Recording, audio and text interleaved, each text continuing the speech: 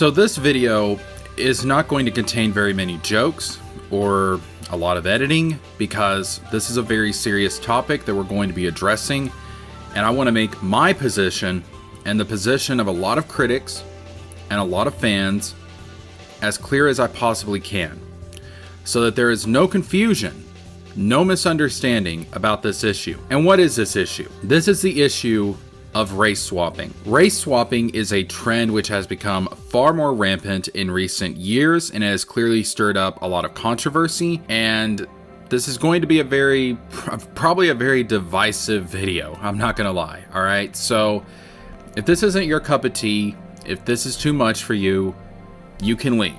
All right.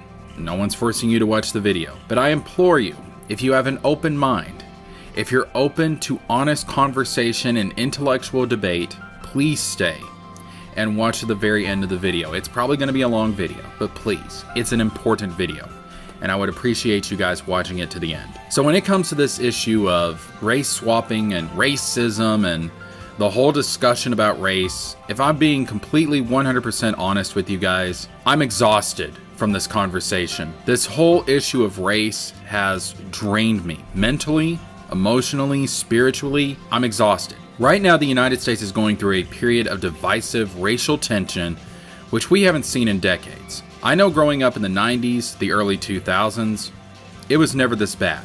Sure, there were racial issues, of course, but it's just exploded over the last few years, and I'm exhausted. I'm fed up with it. But let me state right now and get this on the record. If you are a legitimate racist, and by that I mean if you hate anyone based solely and strictly on their skin color or race alone, no matter what the race is, or no matter what race you are, if you are white and you hate blacks, or if you are black and you hate whites, or whatever the case may be, you are a fucking idiot. You are an unintelligent, backwards moron, and you need to wake the fuck up. I find racism, real racism, to be one of the dumbest aspects of the human story. To hate someone because of their skin color is so unbelievably shallow that I can't even imagine the warped minds that must feel that way. There are a lot of legitimate reasons to dislike people, but skin color is not one of them. If you are a racist, no matter what race you are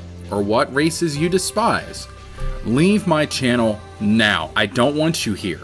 I don't want your support. I don't want your views. I don't want to deal with you. I will not tolerate actual racists in my real life, and I will not tolerate them here. Now that we have that clear, let's address the topic of this video. Race swapping in Hollywood or in comics or in whatever form of media it may be is misguided, unnecessarily divisive, shallow, often hypocritical, lazy, and to be completely honest, it comes from a place of racism and hatred in and of itself. Proponents of race swapping will argue that it is necessary because of the history of discrimination and institutional racism in media. Now, let's not deny reality. There has been a long history of racism when it comes to the media, whether it be films, comics, TV shows, hell, even plays and books if you want to go back far enough. But contrary to what some might have you believe, racism and discrimination did not begin with the United States of America, or Hollywood, or any modern industry.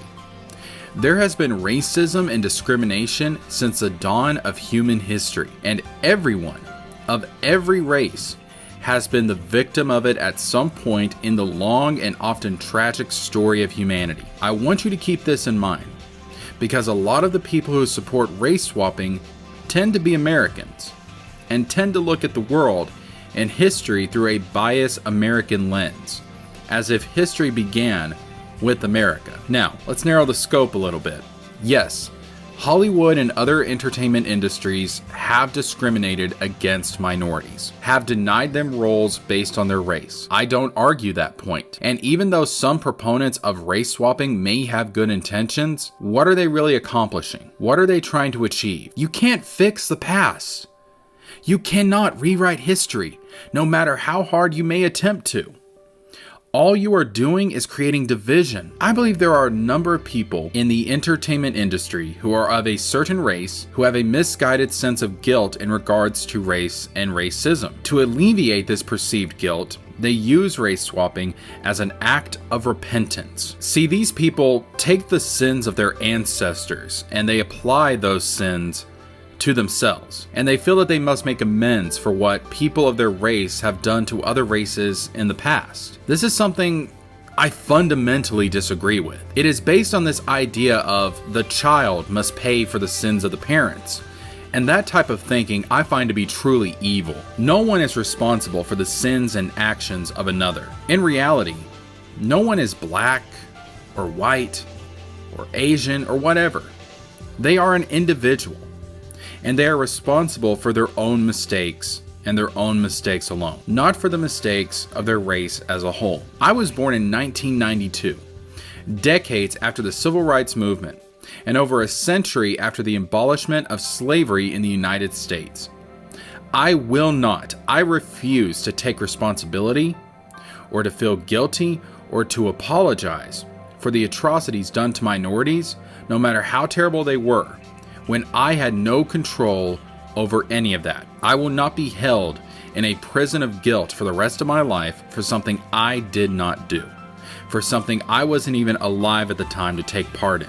I had nothing to do with slavery. I had nothing to do with segregation or the discrimination before the Civil Rights Movement, and I will not take responsibility for something I did not do. It is not the responsibility of I or anyone else in the modern day to pay for the sins of the past, to pay for the crimes that we weren't even around when they were committed. That solves nothing.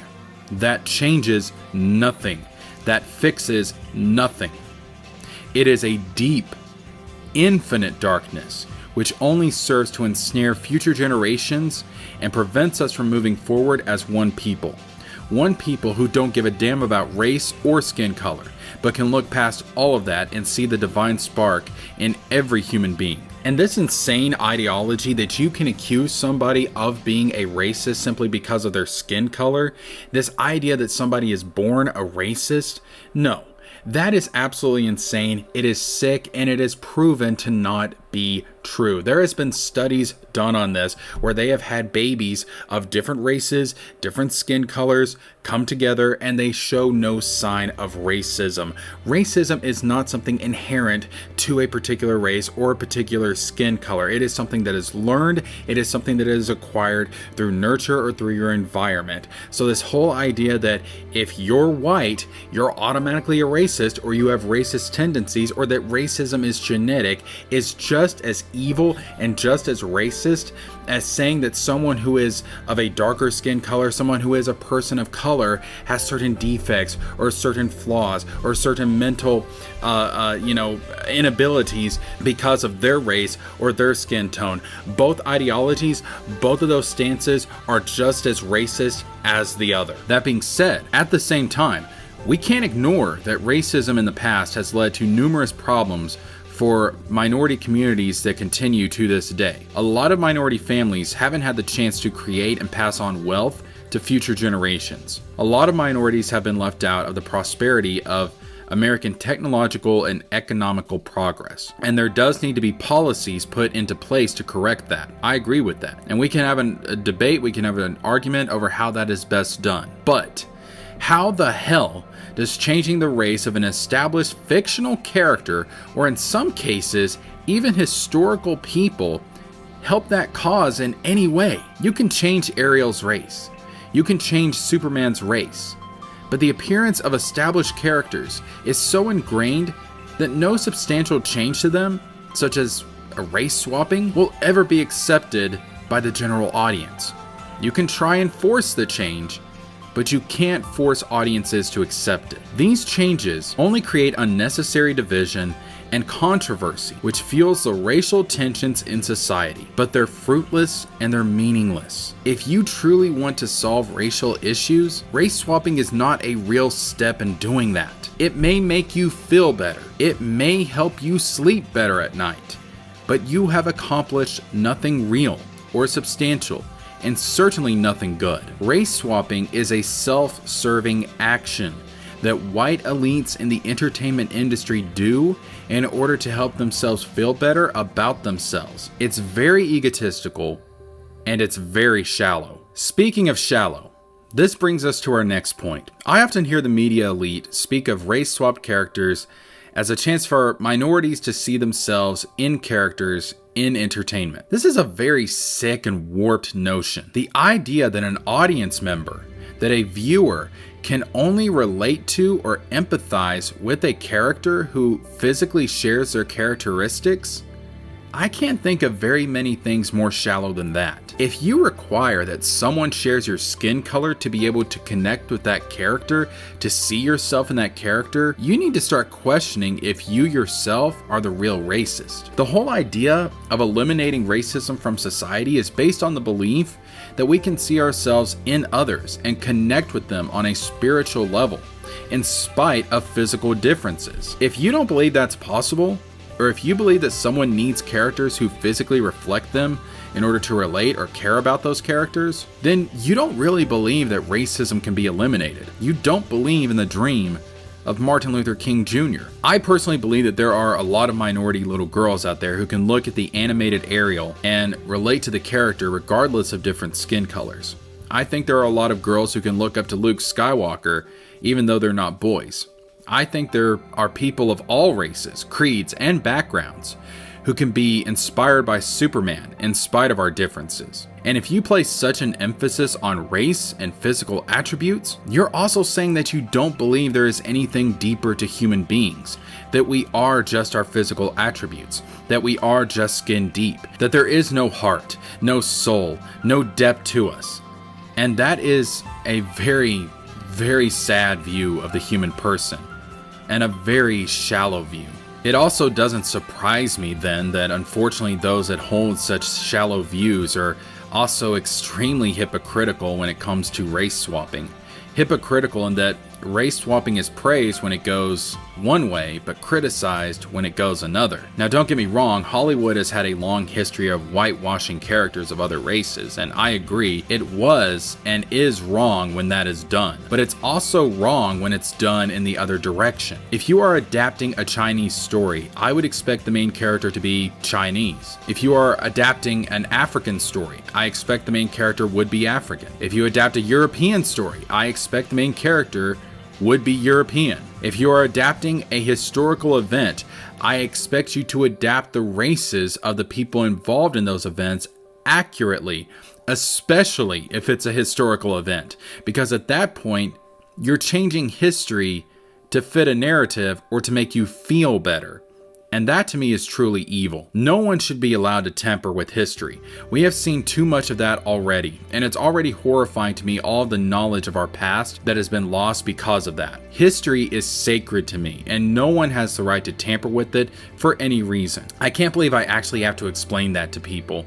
That's just a sad statement on our modern world. Now, if you're creating an original story, something which has no prior history, no source material from which it is adapted, just something you purely came up with, well, you can make the characters whatever race you want. I don't care. I really don't. More power to you. But when you start trying to change and replace characters who came prior, especially well-established iconic characters, now I have an issue with you. Because what is the reason that these characters need to be changed? What's wrong with them? You need to explain that to me before you can make such a change. You need to justify the change, because the way it comes off is that when you do this type of unnecessary change is that you are saying these characters, these movies, these comics, these stories are bad, morally bad, and you are morally bad for liking them. The childhood memories you have growing up with that version of the story, of the characters, those memories, your childhood is stained by immorality as a result. But I say if the characters aren't broke, if the stories aren't broke, why fix it? It comes off as an attempt to replace the version that is already established, the iconic version of these characters and the stories, and replace them with something new. And I believe that this desire to do so, to replace characters, to replace stories, comes from the same morally disturbed mentality of those who would tamper with, rewrite, and alter history. And I think that Kylo Ren himself best summed up the warped ideology of these type of people. Let the past die. Kill it if you have to. And so because it is the most recent example, I will use the Little Mermaid live-action remake to exemplify my point. If it's okay to race swap Ariel, would it also be okay to race swap Princess Tiana if, and let's be honest, when Disney does a live-action Princess and the Frog remake? If all race swapping is something purely innocent, just with the motivation of finding the best actor or actress to play the character, like a lot of proponents of this practice claim, then if a white actress proves herself to merit the role of Tiana through her skills alone, you better not complain or raise an argument, especially an argument of race. Otherwise, you are a hypocrite. You will be in defiance of your own so-called logic. Now, I'm not saying I want that to happen. In fact, I hope it doesn't. I like The Princess and the Frog. I was overjoyed when that movie was first announced, and I saw that we were getting the first black Disney princess. It was a brand new Disney princess, and I thought it was great. And I would expect the live-action version of The Princess and the Frog to try and adapt the movie's story as accurately as possible, to translate its story and its visuals and its design to real life as close to the original animated movie as it possibly can. Yet when I express that same desire, that same intention to be brought to something like the Little Mermaid live-action remake, I'm called a racist simply for giving a damn about authenticity and accuracy. That makes no sense. It is clearly a claim to divert fair criticism rather than address said criticism through intelligent dialogue and debate. These people are not interested in meaningful discussion. They simply want you and I to shut the hell up and go along with whatever they create and whatever changes they make to stories that they had no hand in creating in the first place. How arrogant. And not only are these proponents of race swapping arrogant, shallow, hypocritical, but they are also incredibly lazy. I mentioned earlier, I was so excited when Tiana became the first black Disney princess, but the thing is, she was a new princess, a new character. Disney, back in the day when they created Tiana, a new original black princess, I thought it was freaking awesome. She could stand side by side with Ariel, with Belle, with Cinderella, all of the other princesses, and there was no thought given to changing any of the princesses who came before. No, it was a celebration of diversity through an act of originality. And I have seen firsthand from my subscribers on my gaming channel, when we discuss the Kingdom Hearts franchise, a gaming series which is based on Disney movies, a strong desire is there among the fandom for a Princess and the Frog world. Tiana is beloved by people as much as any other Disney princess. So why haven't we gotten a new black Disney princess since then? Instead of asking critics of the 2023 Little Mermaid why we have a problem with race swapping Ariel, why are you not asking Disney why they haven't created another brand new black princess? Doesn't that seem strange to you at all? I think this situation brings up a problem not only plaguing Disney, but Hollywood and Western entertainment as a whole. And that is, they are creatively bankrupt. If it isn't a sequel,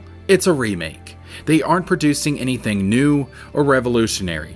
Not to say that there aren't people out there who are being original, but by and large, the major entertainment companies are relying so much on what has come before, rather than creating a new black princess, which would require creating a new design for the character, a new backstory, a new world to explore, a new story to tell. No. Let's just go back and take someone else's hard work and make that princess black, and if anyone comes at us with legitimate criticisms, we'll just cry racism, so that we don't have to address our own failure as creators and writers.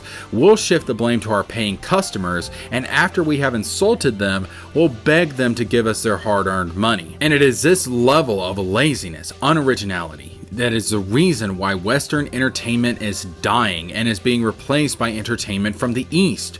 Why do you think anime and manga have become so popular in the West? Because there is actual creativity and new ideas to be found there. And their stories actually discuss human issues and ideas that speak to everyone of every race, things that are universally interesting to all people, including the issue of racism. But in anime and manga, racism is actually addressed in a way that is not divisive, that is not so controversial, and that actually can unite people together in hating racism and hating the damage that it does and hating it for the evil that it actually is, instead of racism being used as a divisive wedge to turn people of different races against each other and actually proliferate and to increase racism, which is what Western media does when Western media addresses racism. Eastern media addresses racism far better than Western media does. They're not dividing stories based on groups or races or demographics,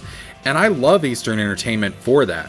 It's been a safe haven for me to go to get my nourishment of storytelling.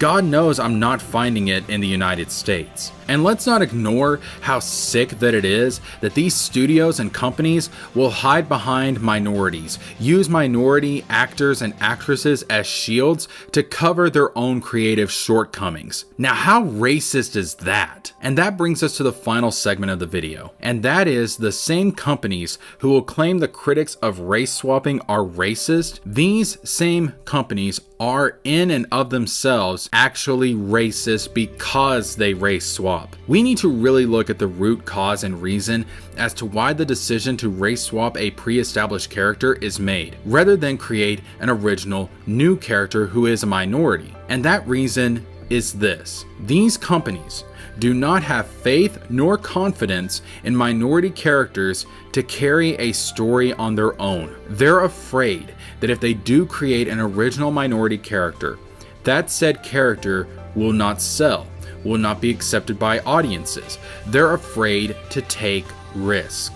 So instead, they play it safe, they take an already popular character, slap a new coat of paint on that character, and try to pass that character off as something new. And when those lazy attempts are rejected and called out for what they really are, instead of accepting blame, they just call their critics racist to diminish legitimate criticism so that they don't have to come face to face with their own creative bankruptcy and their own subconscious racism. These writers are either not talented enough to create a well-written new character who is also a minority, or they don't really believe people of color are capable of selling a story on their own. So they use pre-established characters that already have a built-in fan base and will see some modicum of success as a result, instead of being original and creating new characters. The fear of these companies stem from their own internal racism, but rather than do any kind of substantial soul searching to recognize the racism within themselves, they project their racism onto their audiences and critics instead. In other words, they say, we're not the problem, the fans are. That's a real dumb strategy if you're trying to make money, by the way. But we know that original characters that are people of color can be successful. Princess Tiana is one of them. Encanto was a huge success. Moana was so beloved, it's getting a live-action remake even though it's not even a decade old. So why is it necessary to race swap when we know original new minority characters can be and are accepted by audiences? Because these companies, which admittedly are run predominantly by rich, white, liberal elites, still doubt people of color, still doubt that they can stand on their own. They sit there and say, that's cute, but you know what? You need the backing of these white popular characters and their history to actually be successful. That is so demeaning to people of color.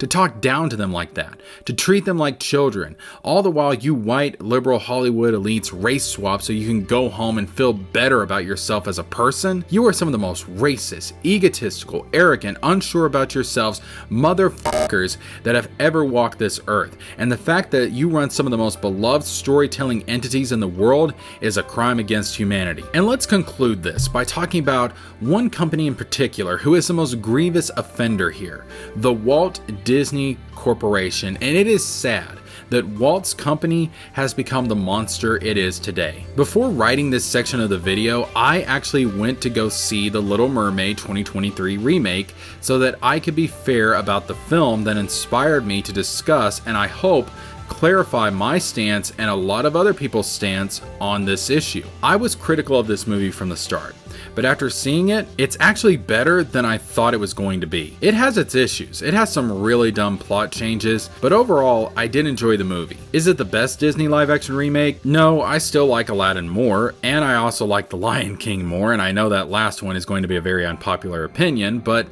The Little Mermaid wasn't bad. And the thing is, despite my issues with race swapping, Halle Bailey actually did a really fantastic job as Ariel. No lie, her voice was amazing. In the silent sections where she's lost her voice, her body language, her expressions really reminded me of how expressive Ariel was in the animated movie.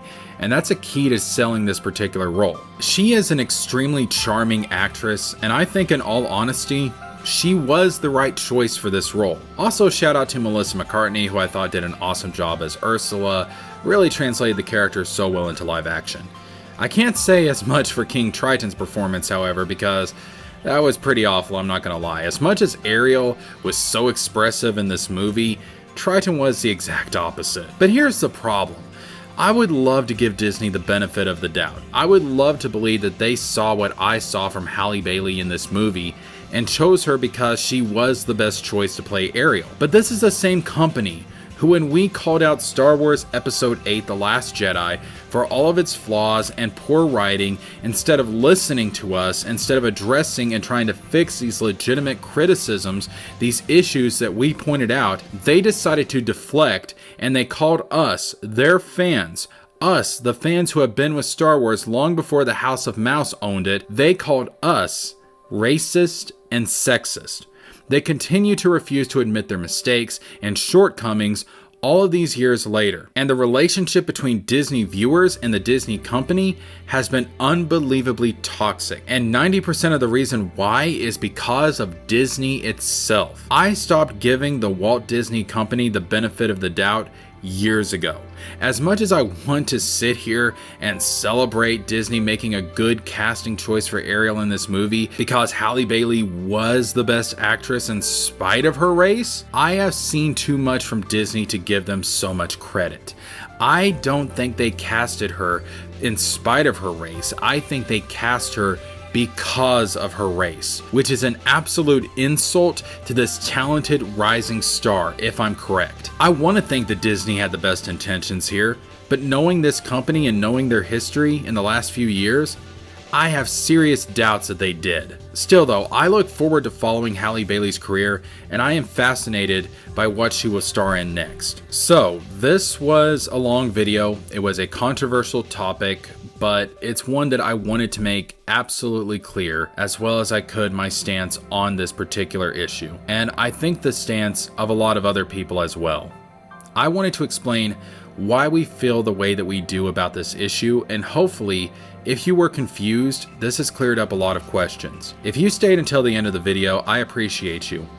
This wasn't an easy topic to discuss, and I'm sure it wasn't easy to listen to, but it is an important topic, and if we are ever going to get beyond race, not make everything about race, but transcend it, and actually start fixing these real societal issues, we have to talk about it. And hopefully we'll stop creating so-called solutions that are only here to make a few elites feel better about themselves, and come up with real answers to the real problems that stem from racism. And so I'll end the video with this. To the Hollywood, to the comic book, to the entertainment industry, rich, white, liberal elites, which is most of the people running these companies, when it comes to race, stop being shallow, stop being lazy, stop being hypocritical, stop deflecting, and most importantly, stop being racist. And next time you want to project your own racism and creative shortcomings onto your audiences, keep in mind that oldest of rules in business: the customer is always right. A change about the world. What would it change? I'd make people not hate each other because of their religion, because of their nationality, because of any stupid reason. If we could abolish hatred, we live on this gorgeous planet. There's a character I wrote called the Silver Surfer, and I always had him making those kind of remarks, philosophical things about, he was from another world, and he said, why don't we realize we're on a planet that gives us everything, food, beautiful weather, sun, everything. Why don't we enjoy it? Why do we spend time fighting and hating each other? I loved writing the Silver Surfer. Hey, thanks for watching the video. Be sure to tell me your thoughts on this topic down below. And if you like what you saw, hit the like button, click the bell, and be sure to subscribe and share the content so more people can enjoy it as well. If you want early access to videos like this, consider becoming a patron on Patreon for only $3 a month. I've started to see some promising signs of growth from this channel, and I would love to make videos for you guys full time. So Patreon will definitely help. And if you're feeling extra generous, I have a PayPal, Cash App, and Venmo. The information for all of this is in the description box down below. Also, I have other channels such as my gaming channel, so if you're into that, check them out. Again, thanks for watching, and this is JeskerJames with a Z, signing out.